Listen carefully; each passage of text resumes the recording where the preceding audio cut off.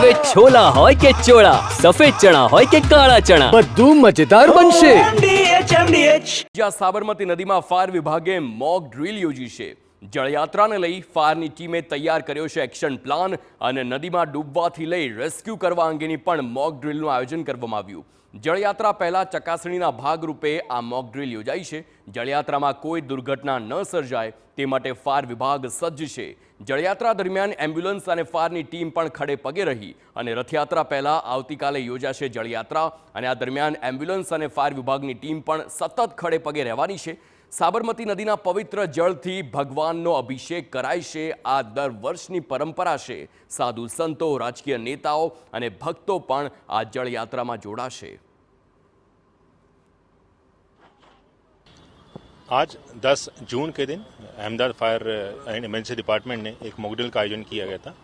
इसका उद्देश्य था जो हमारी जल यात्रा होने वाली है, जो शेड्यूल है 11 जून को, तो उसकी तैयारी को परीक्षण करना, निरीक्षण करना और यदि कुछ गैप रह जाते हैं तो उसको पहले से एडवांस में उसको दूर करना.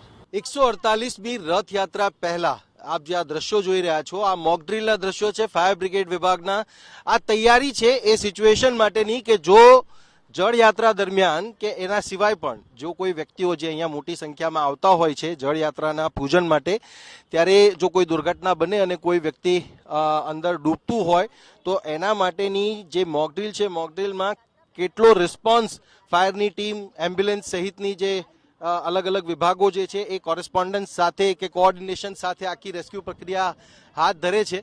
ત્યારે આ જે રેસ્ક્યુ છે એ રેસ્ક્યુ માટેનું આખું જે એક મોક ડ્રીલ છે, મોક ડ્રીલનું આયોજન કરવામાં આવ્યું છે. આપણે જોઈ પણ રહ્યા છીએ કે આ બે વ્યક્તિઓ જે છે એ બે વ્યક્તિઓને રેસ્ક્યુ કરવામાં આવશે અને આખી જે પ્રક્રિયા છે, પ્રક્રિયા મહત્વપૂર્ણ એટલા માટે પણ કારણ કે સાબરમતી નદીમાં જો ડૂબે તો એને તાત્કાલિક બચાવવા માટેની જે પણ પ્રયાસો છે એ પ્રયાસો ફાયર બ્રિગેડ વિભાગની જે ટીમ છે એમના દ્વારા કરવામાં આવે તો એ રિસ્પોન્સ કેટલા સમયમાં મળી શકે છે.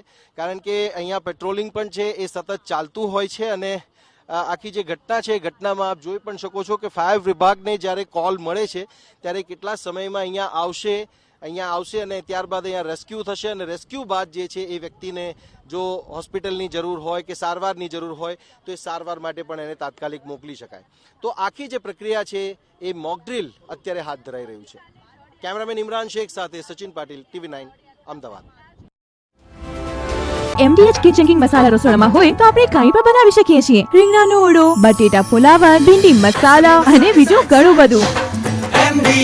MDH